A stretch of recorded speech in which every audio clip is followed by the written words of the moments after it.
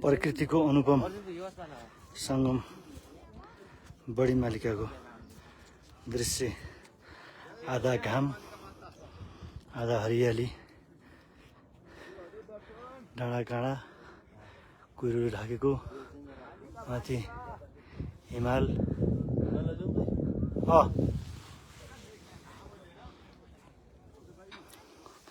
हेर्नुहोस् त, यहाँ पुरै पानीको व्यवस्था पनि रहेको छ। एक बोतलको 150 पर्छ। यस्तो यो पुरै मान्छे आज आउनु पनि पुग्नुहुन्छ।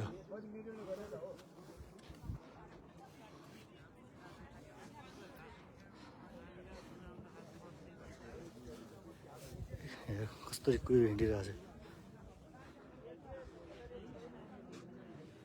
यो बडीमालिका नेपालकै सुप्रसिद्ध शक्तिपीठ, जहाँ हजारौँ लाखौँ भक्तजनहरूको सहभागिता रहन्छ।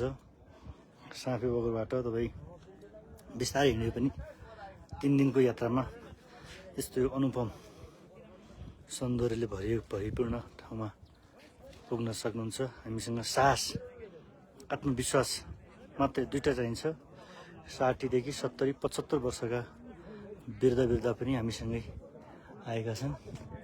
मान्छे कोही पूजा गर्न जाँदैछन्, मान्छे पूजा गरेर फर्किँदैछन्। बडीमालिकाको मन्दिर, 2टा मन्दिर माथि त्यो हो।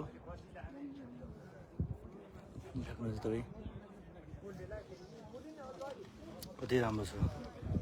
तपाईँ के भन्न चाहनुहुन्छ कुनै ठाउँको दृश्य देख्नको लागि? यो सबभन्दा अप्ठ्यारो बाटो यही हो। हामी धेरै टिकटकमा, फेसबुकमा देखिराखेको यही माथिको त्यो टाढो लौरी चराउने बाटो। यहाँ हो त्यो माथि जोडेको त्यो नेटवर्क जोडेको छ, त्यो हिजो मात्रै पहिलोचोटि यसरी यहाँ लाइभ भइरहेको छ। माथिको त्यो देख्ने हामी त्रिवेणी हो। यसरी तपाईँलाई सुन्दर दृश्य देखायौँ। अहिले यति नै देखायौँ हामीले।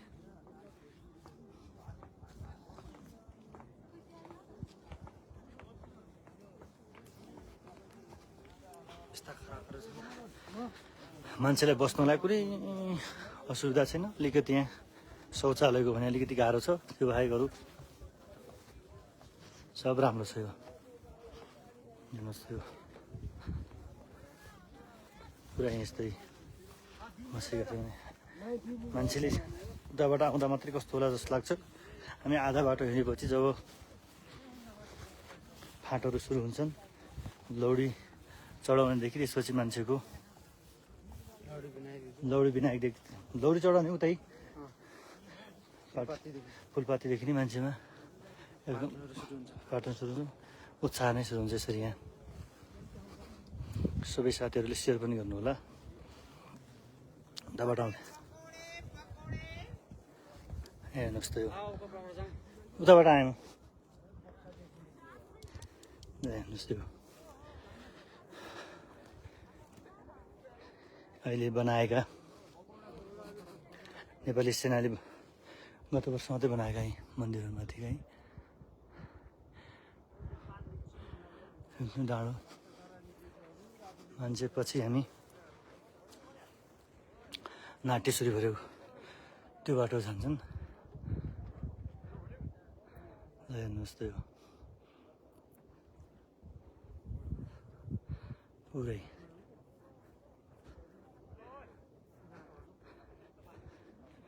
कुहिरो कसरी हिँडिरहेको छ।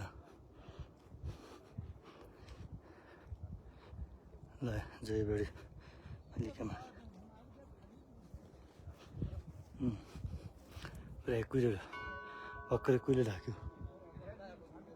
यस्तो यो ठाउँ।